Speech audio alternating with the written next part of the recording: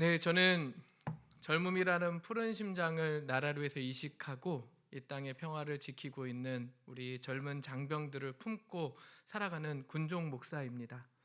소개해 주신 것처럼 우리 육군 훈련소에서 연무대 군인교회에서 사역을 감당하다가 작년 10월 30일부로 육군 본부교회로 명령을 받고 군인들은 명령에 따라 움직이게 되니까 이곳에 오게 되었습니다. 그런데 이곳에 와서 찬양하고 또 기도하는 시간을 보내다 보니까 굉장히 큰 감동과 감격이 있습니다. 잊혀져가는 통일을 위해서 아직도 붙들고 기도하는 분들이 여전히 계시는구나, 이것에 감동이 있고, 또 940차라는 것에 또 한 번 놀라게 되었습니다. 지구력이 실력이라고 믿고 살아가는데 이렇게 지구력이 있으신 분들이 계시는구나.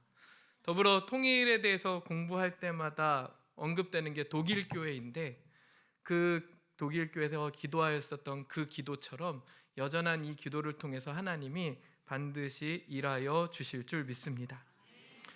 이런 자리에 제가 서게 되었다라는 것 감사를 드리고 또 큰 영광으로 생각합니다.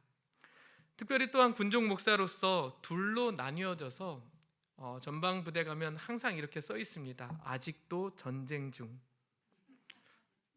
네, 아직 저희는 전쟁 중인 국가 아닙니까? 근데 이 땅의 평화 통일을 위해서 기도하고 계시는 여러분을 뵈니까 누군가 널 위해 기도하네 라는 찬양의 증거와 같이도 여겨져서 감사한 마음을 갖습니다. 오늘 제가 이 자리에 오면서 다른 집회에 설 때하고는 좀 다른 부담감이 좀 있었습니다. 왜냐하면 저는 분명히 꿈이 있습니다. 통일의 꿈을 꾸고 늘 기도하고 있습니다.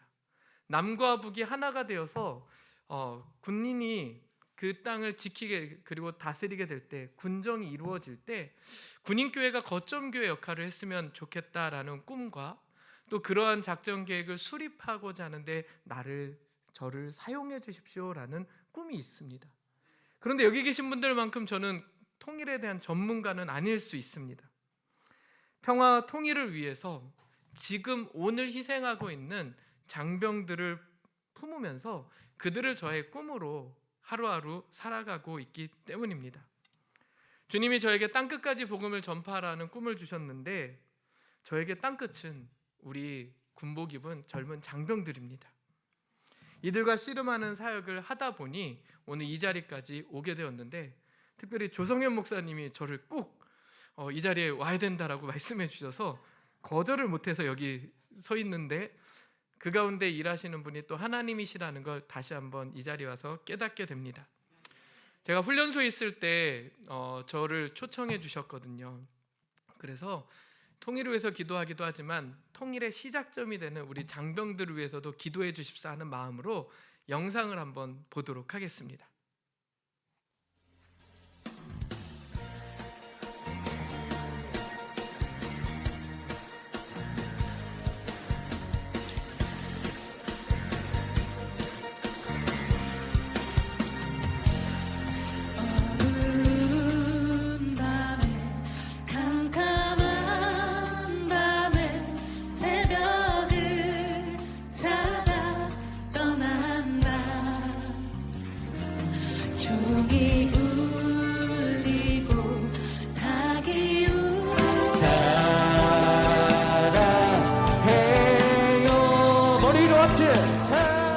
어떤 상황에도 나는 예배하네.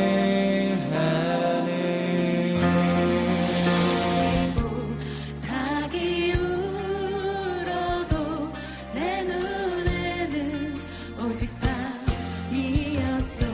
우리가 처음 만난 그때는 차가운 새벽이었어. 오늘 세례를 받을 소감이 어떠신가요?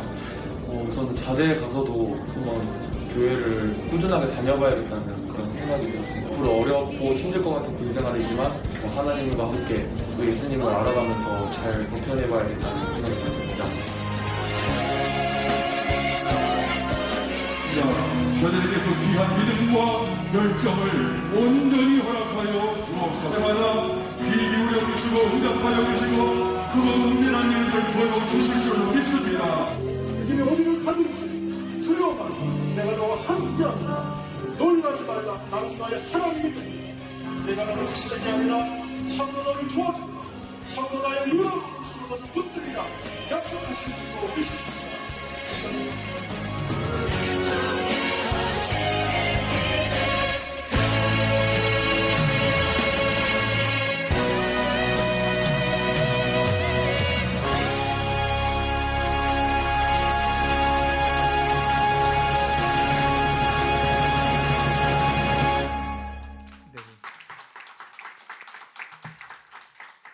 젊은이들 전도와 선교가 굉장히 어렵다고 하지만 여전히 육군훈련소 연무대 군인교회에서는 종교가 왜 필요한지 알겠어요.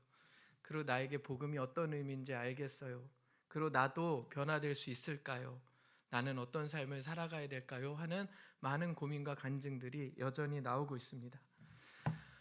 근데 최근 몇 년간의 변화는 제 군종 목사 사역, 저는 2004년부터 군종 목사로서 살아왔는데 가장 큰 변화를 맞게 해줬습니다.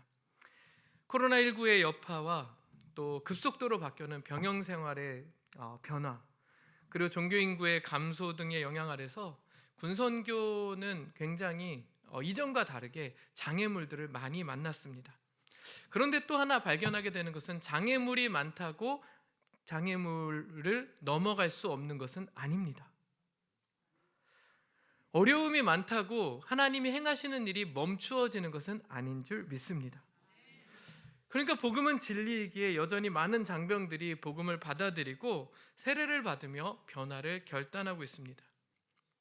저는 2020년 11월에 보직되어서 2022년 10월 30일까지 코로나를 그대로 온몸으로 받아내며 훈련소 사역을 했습니다. 육군훈련소는 밀접, 밀집 이렇게 산밀이라고 할 때 가장 대표적인 곳이어서 종교활동을 한다는 건 늘 부담스러운 일이고 저는 부담스러운 목사가 됐습니다. 그럼에도 불구하고 한 영혼 한 영혼을 만날 수 있는 방법은 어떻게 해야 될까 늘 고민하게 되었습니다. 그러다 보니까 코로나 때문에 엄청 힘들었습니다. 그런데 기도 가운데 여기 계신 분들도 많이 경험하고 우리 한국교회가 많이 깨달아갔지만 하나님이 왜 코로나를 허락하셨을까를 생각하게 되었고 코로나가 또 기회가 될 수 있다는 사실도 발견하게 되었습니다. 훈련소 교회하면 정말 3,000명, 원래 이랬었거든요. 주일 오전에 1부 예배에 4,000명, 2부 예배에 3,000명, 저녁 예배 5,000명. 그래서 1일 12,000명이 예배를 드리고 그중 가운데 비그리스도인이 한 60% 이상. 그래서 실로암 한번 부르겠다고 비그리스도인들이 나 기독교라고 적었는데 왜 예배 교회 못 오게 해주냐고 사정하는 곳이 그곳이고 예배드리는 기독교인들은 40%인데 비그리스도인들은 60%면 늘 영적 전쟁이 있습니다. 그들을 뚫고 복음을 전해야 되는 곳인데 많은 수 이걸 자랑하다가 그게 멈추어졌죠. 그러면서 고민하게 되었습니다. 많은 수가 아니라 한 영혼을 바라보게 해주셨습니다. 아무리 수가 많아도 그곳에 하나님이 보시는 건 한 영혼 한 영혼이라는 걸 우리 사역하는 이들로 하여금 잊지 말라고 했습니다. 아무리 큰 예배당이 있어도 그곳에 오는 천하보다 귀한 한 영혼이 있음을 잊지 말라고 정말 크나큰 메시지를 보내주셨습니다. 그러면서 시대에 맞는 그리고 이 변화에 맞는 선교 사역을 꿈꾸게 되었습니다. 10년 동안 한국교회 눈물과 기도 그리고 뜨거운 희생으로 세워주신 아까 보신 그 새 예배당, 그 예배당에 진짜로 젊은이 사역을 가동할 수 있도록 준비할 수 있는 여유 시간이 생겼습니다. 그래서 훈련소에서 여전히 멈추지 않고 그들을 연구하고 훈련소 담임 목사로서는 훈련병들하고 예배 드릴 때마다 설교 비평을 받았습니다. 이들은 어떤 필요를 가지고 있을까? 오늘 우리가 전한 메시지에 대해서 어떻게 반응을 할까? 무려 6개월이 넘는 시간 동안 그들과 호흡하면서 또 저희들이 설교를 연구하고 또 사역자들이 함께 모이는 계기가 되었습니다. 더불어서 훈련병들의 치열한 삶의 자리인 훈련장에 찾아가는 사역을 하기도 했습니다. 사진이 있으니까 하나씩 보여주시면 될 것 같습니다. 번호대로 있거든요. 훈련병 눈높이에 있는 설교와 사역을 전문가들과 함께 준비할 수 있었고, 수많은 훈련병들의 눈물의 기도와 또 피드백은, 복음은 어떠한 능력이 되는지도 알게 되었고, 근데 너무 좋은 선물도 받았어요. 어떤 선물을 받았냐면 우리 장병들에게 어머니의 기도를 들려주게 되었어요. 다음 화면 보여주시면 기다리지만 않고 우리 훈련장에 막 찾아가는 사역을 하게 되기도 하고, 그리고 다음 화면 보시면 어머니들이 온라인으로 기도할 수 있는 거예요. 저 현장에는 그 아들이 있어요. 갑자기 기도하는데 어디서 듣던 목소리가 들려서 눈을 떠보니 우리 엄마가. 그런데 훈련병들의 마음에 어머니들이 너의 어머니, 나의 어머니가 아니라 우리의 어머니가 돼요. 그래서 참 놀라운 건 어머니들이 훈련병들을 위해서 기도할 때 3번은 울컥하시거든요. 그런데 그때마다 우리 장병들의 마음을 녹여주니까 그들의 마음이 말랑말랑해져서 복음이 들어가게 되는 거죠. 코로나가 아니었으면 있을 수 없는 일이고, 현대식으로 우리 훈련병 예배당을 지어주지 않았으면 있을 수 없는 일이었는데 그런 일들이 이루어지게 되었어요. 많은 사역을 하기 어려움이 있었지만 하나님은 돕는 자를 붙여주셨고, 하나님께서는 마땅히 영혼을 사랑할 수 있도록 기회를 제공해 주셨습니다. 그때 제가 일기장에 이렇게 썼던 것 같습니다. 기도는 길을 낸다. 기도는 길을 낸다. 중국 선교사였던 허드슨 테일러는 정말 선교의 불모지 같았던 중국 땅을 선교하면서 이렇게 얘기했습니다. When we work, we work. When we pray, God works. 우리가 일하면 우리가 일하는 거지만 우리가 기도하면 하나님이 일하신다. 저는 경험적으로 이 말이 참말이라고 코로나 기간을 겪으면서 고백하게 되었습니다. 우리 기도하는 귀한 동역자 여러분, 기도할 때 하나님이 길을 내시는 줄 믿습니다. 그러면 어떻게 기도할까요? 오늘 저는 여러분들과 여러분들이 너무나 잘 알고 있는 기도에 관해서 나누고자 합니다. 군 선교 현장에서 우리가 어떻게 기도해야 되는지를 알아갔던 그 마음과 생각을 여러분들과 함께 나누고 기도하기 원합니다. 군 선교도 통일도 기도를 통해 이루어질 것이기 때문입니다. 오늘 마태복음 6장 9절을 보면 예수님께서 기도의 방법을 알려주시죠. 너희는 이렇게 기도해라. 그러면 예수님의 제자된 우리는 기도해야 될 텐데, 예수님은 도대체 어떤 의미로 이렇게 기도하라고 말씀해 주셨을까? 오늘 저는 여러분과 함께 군대에서 기도했던 이야기를 들려드릴 것입니다. 군인 목사 갔으니까 군대 얘기를 제일 많이 하겠죠. 저는 군대에서 기도하는 사람입니다. 종교와 상관없이 용사들 곁에 찾아가서 손을 붙잡고 기도해 줍니다. 근데 여러분, 저만 기도하는 것 아닙니다. 목사도 기도하고 승려도 기도하고 신부도 기도하고 원불교 교무도 다 기도합니다. 위험한 일 그리고 어려운 일 할 때마다 부대에서는 우리 군종 장교들을 불러서 기도해 달라고 요청도 합니다. 대부분 안전을 위해서 기도하고 문제 해결을 위해서 기도합니다.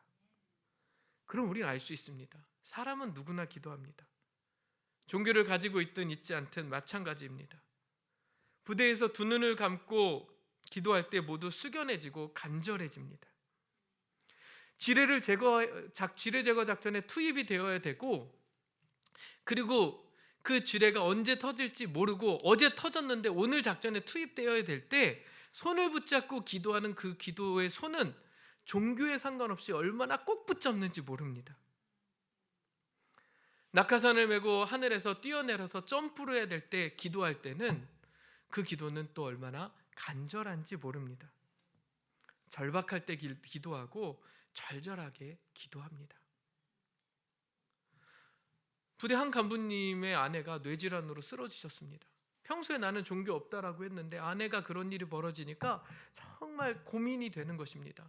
그래서 그분이 다녀와가지고 저한테 이렇게 얘기를 해주시더라고요. 수술실 앞에 있는데 별의별 생각이 다 났습니다. 목사님, 저도 기도했습니다. 어떻게 기도했는데요? 하나님, 부처님, 알라님 살려주십시오. 우리 문제 해결 바라고 뭔가 얻고자 할 때 이렇게 기도합니다. 저도 이렇게 기도해 본 적이 있습니다. 또 이런 일도 있었습니다. 전방 25사단의 GOP 부대를 담당하고 있을 때 그래도 목사니까 하나님 불러주셨으니까 이 장병도 어떻게 섬길까, 그래서 매주 화요일하고 목요일에 밤 11시에서 새벽 5시까지 철책을 위문을 했습니다. 그러면 한 손에는 초코파이 들고 한 손에는 커피 들고, 그리고 가슴에 하나님 말씀을 담아서 기도해 주기도 하고 위로해 주기도 하는 사역을 감당했습니다. 그때 한 만남 중에 우리 용사를 딱 붙들고, 야, 내가 목사인데 내가 기도해 줄게. 기도 제목 있니? 근데 기도 제목이라는 말조차 생소해갖고 그게 뭐예요? 너 가장 바라는 게 뭐니? 내가 기도해 줄게. 그랬더니 그 친구가 뭐라 그랬는지 아십니까? 목사님, 저 포상휴가 받고 싶습니다. 그래서 그 순간 제가 이걸 기도해야 되나 말아야 되나 엄청 고민했습니다. 그래도 손 붙잡고 기도해 줘야지. 우리 용사들한테 포상휴가는 엄청 큰 거니까. 그래서 이렇게 기도했습니다. 하나님, 군 생활에 지쳐있는 영혼이 여기 있습니다. 지금 이 형제에게 휴가가 꼭 필요합니다. 2박 3일, 아니 3박 4일 포상휴가를 주시옵소서. 그러자 교회 안 다니던 그 형제가 아멘이라고 크게 대답했습니다. 근데 며칠 후 그 형제가 저를 찾아왔습니다. 그리고 그 친구가 말을 건넵니다. 목사님, 하나님은 살아계십니다. 그래서 무슨 얘기냐? 그랬더니 그날 밤에 근무를 쓰는데 근무 잘 썼다고 대대장님이 휴가 준 겁니다. 바라던 것이 이루어지니까 교회를 다녀본 적도 없는 친구가 하나님을 찬양하고 있습니다. 제가 그때 이후로 이런 것도 기도해야 되냐는 고민을 안 하기로 했습니다. 기도는 내가 하는 거고 이루어 주시는 건 하나님이시니까 일단 아무리 작은 거라도 그 영혼을 생각하자. 그리고 기도하게 되었습니다. 바라는 것, 소원이 있을 때 또 기도합니다. 또 언제 기도하십니까?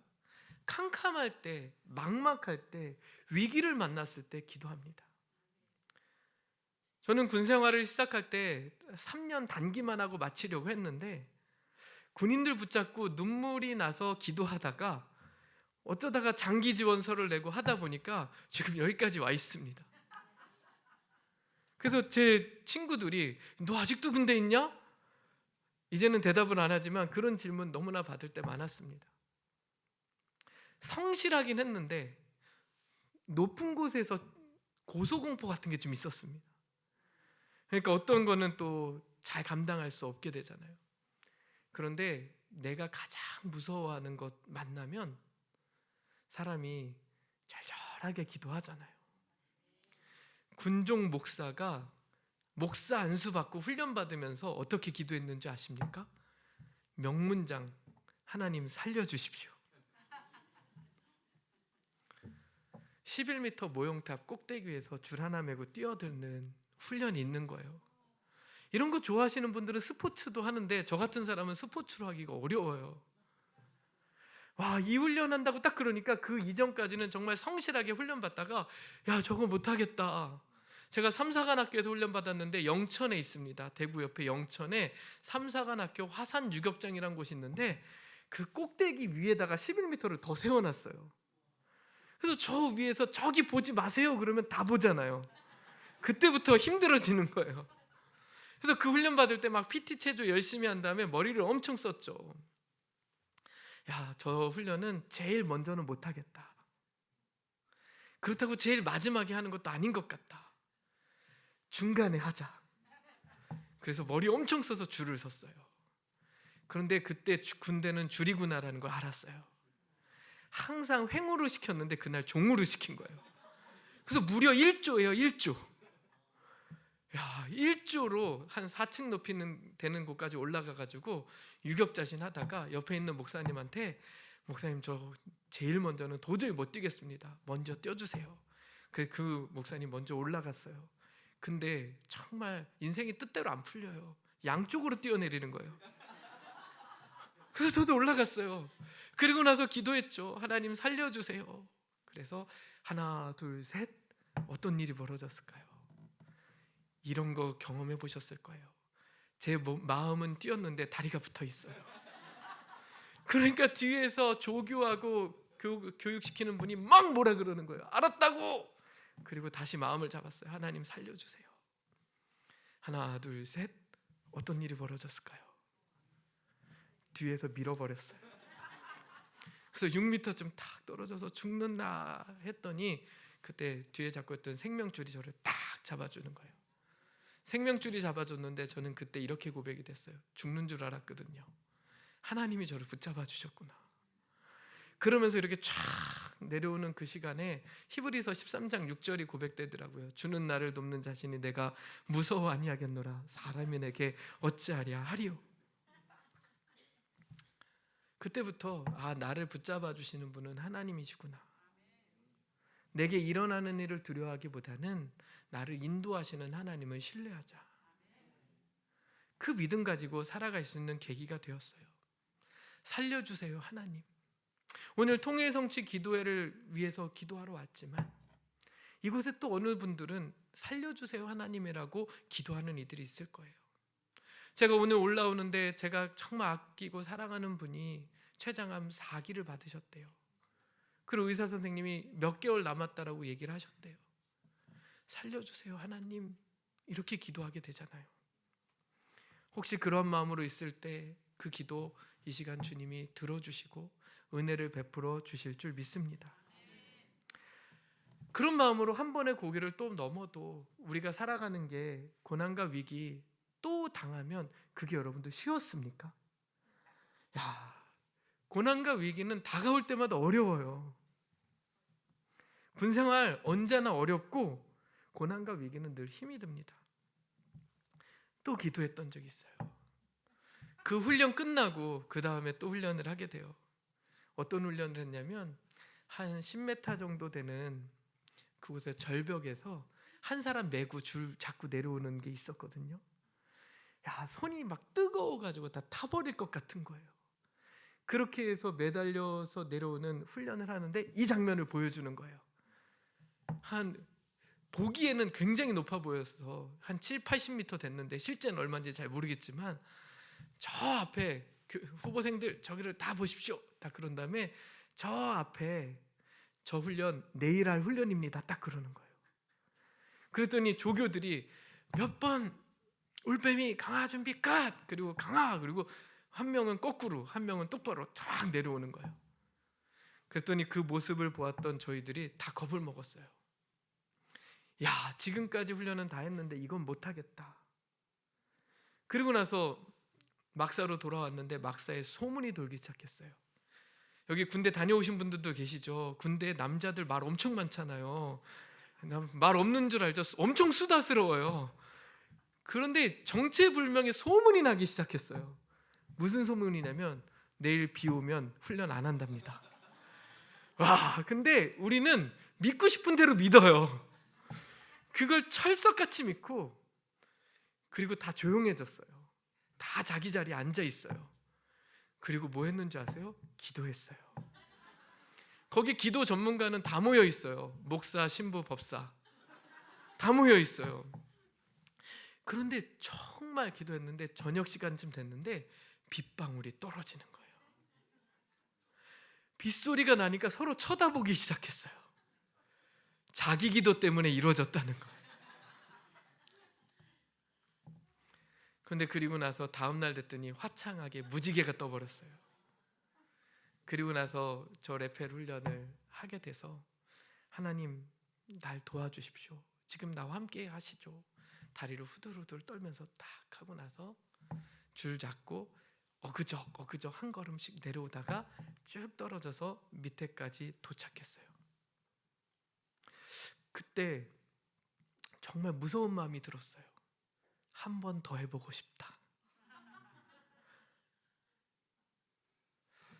그 일을 겪으면서 이런 생각을 해봤어요. 제가 열심히 기도했지만 저는 그 훈련에서 빠지지 못했어요.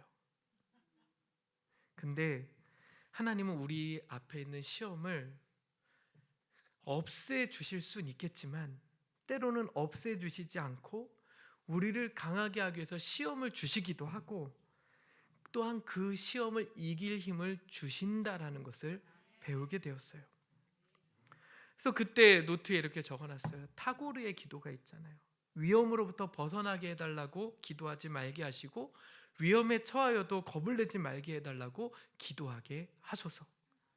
고통을 먹게 해달라고 기도하지 말게 하시고 고통에 처하여도 그 고통을 이길 수 있는 용기를 달라고 기도하게 하소서.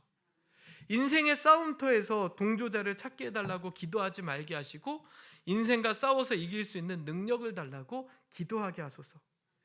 근심스러운 공포 속에서 구원해달라고 기도하지 말게 하시고 참된 자유와 스스로 싸워서 이길 수 있는 용기를 달라고 기도하게 하소서.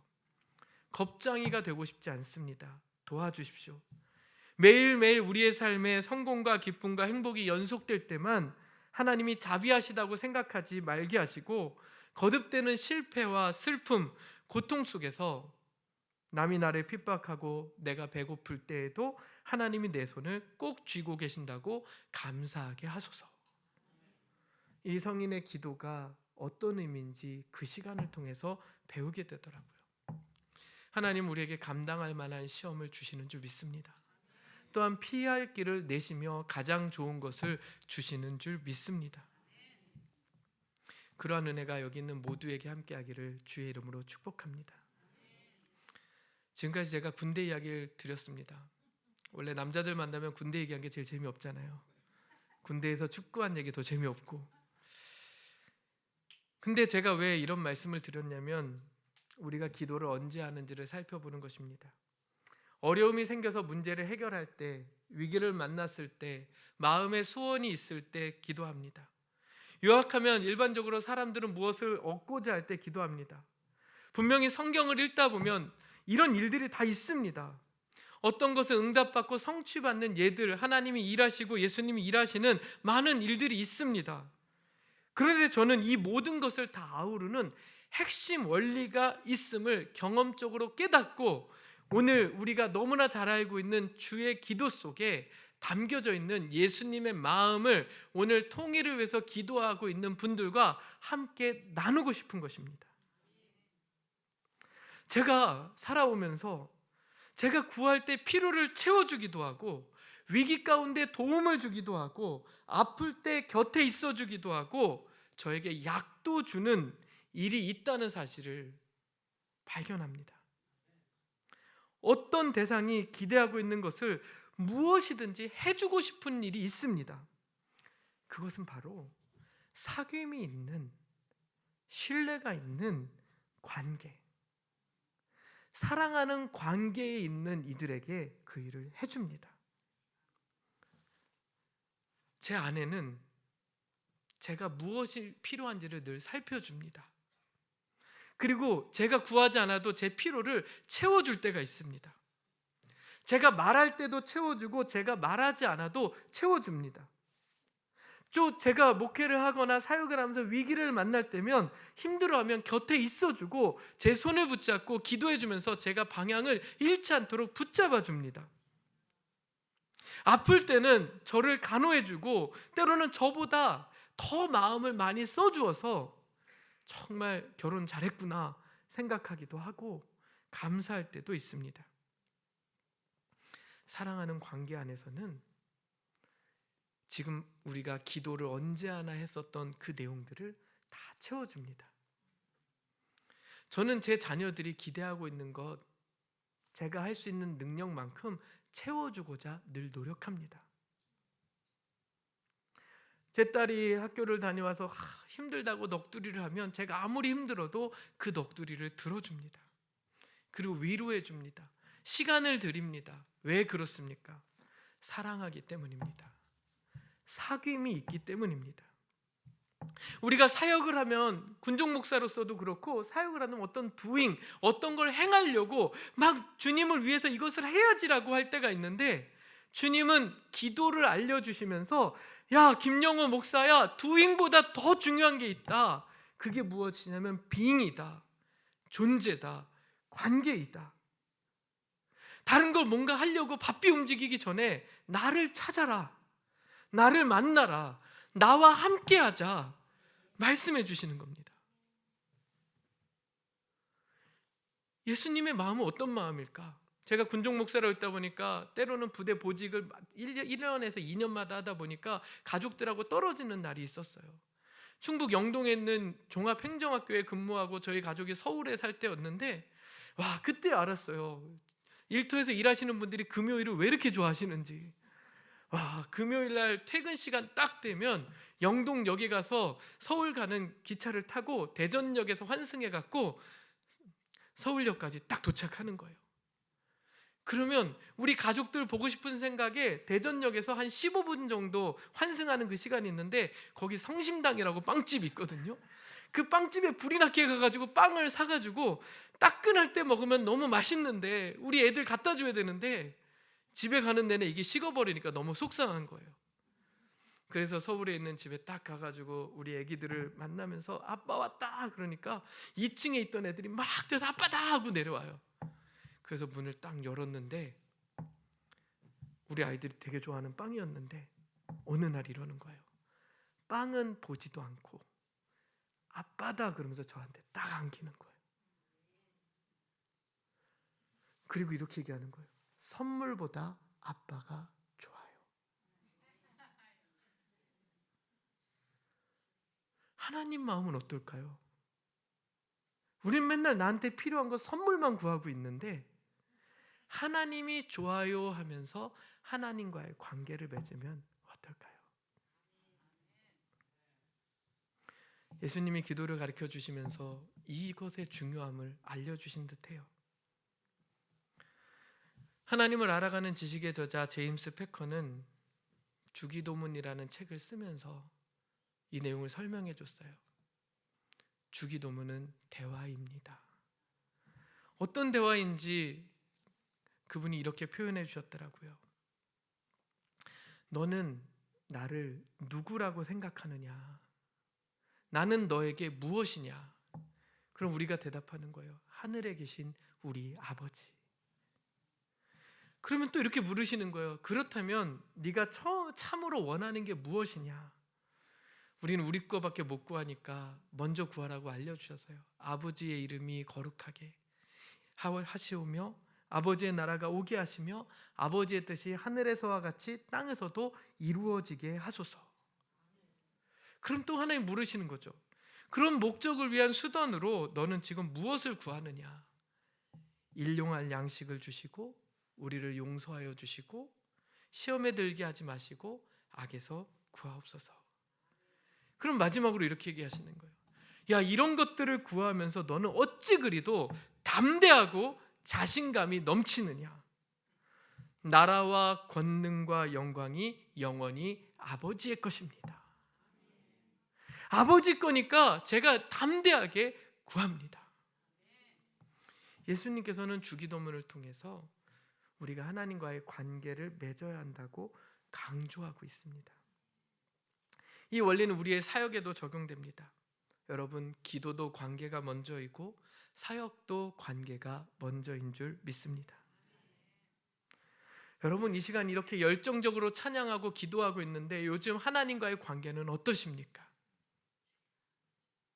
여러분들이 산 제사로 드리는 여러분들 동료와 가족들과의 관계는 어떠하십니까?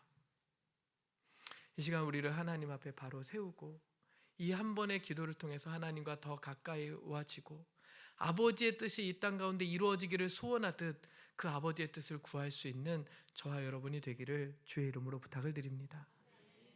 군선교 사역을 하면서 오래 하다 보니까 일종의 매너리즘에 빠지는 경우들이 있습니다.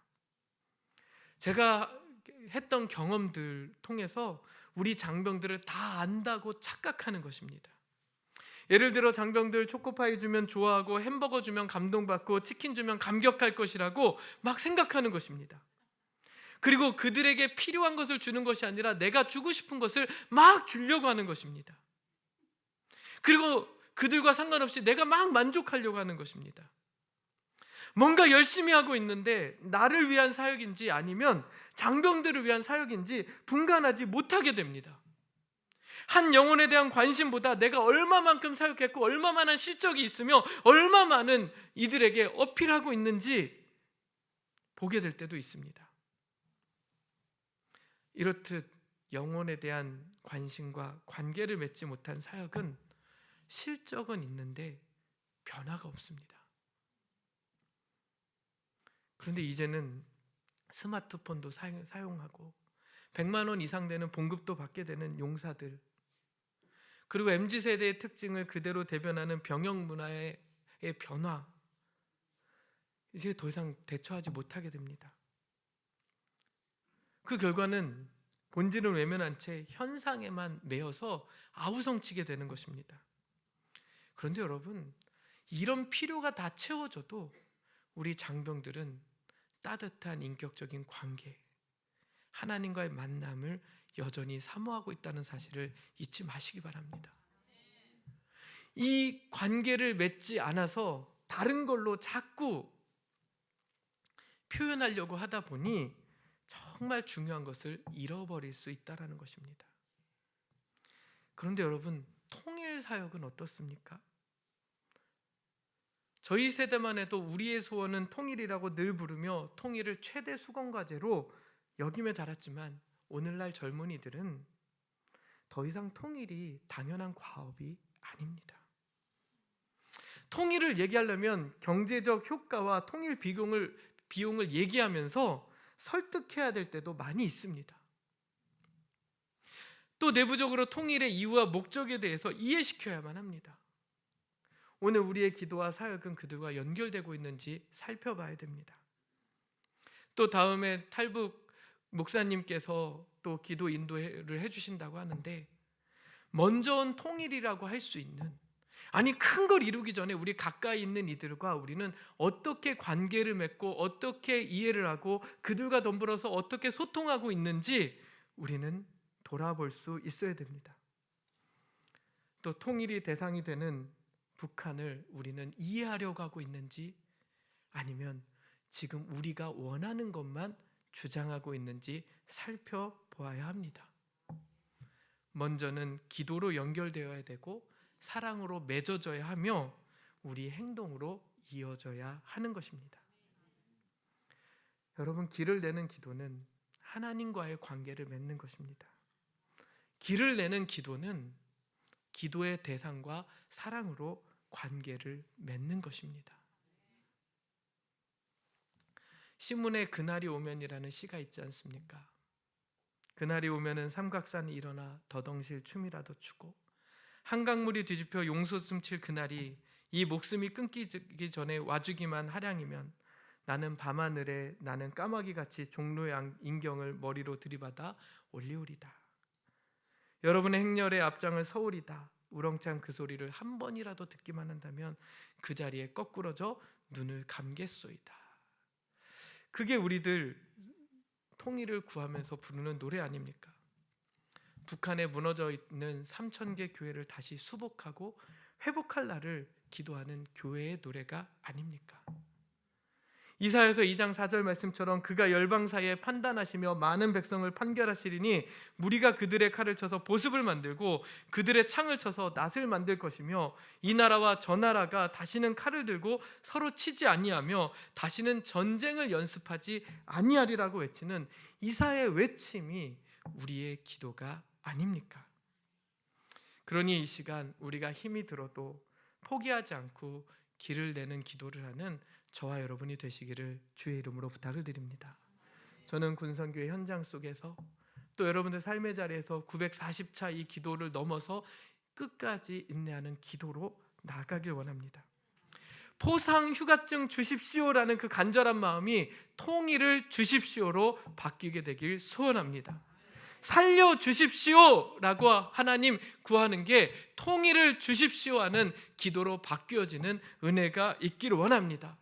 더불어 우리가 사역하는 그 대상에 대해서 나는 옳고 나는 주는 사람이 되는 것이 아니라 그들과 이해하고 소통하고 관계를 맺으며 하나님 아버지의 뜻이 이 땅 가운데 이루어지기를 소원하며 그 일을 행하는 저와 여러분이 되시기를 바랍니다. 오늘 기도한다면 우리는 당당히 기도할 수 있습니다. 너 왜 이렇게 당당하게 기도하냐? 나라와 권능과 영광이 영원히 아버지의 것이기 때문입니다. 나라와 권능과 영광이 영원히 아버지의 것이기 때문입니다. 그래서 기다립니다. 주님의 뜻을 이루어 주시옵소서. 이 기도로 길을 내는 또한 통일의 길을 내고 그날의 눈물과 감동과 감격으로 주님이 이루셨다 말하는 저와 여러분이 되기를 주님의 이름으로 축복합니다. 기도하시겠습니다.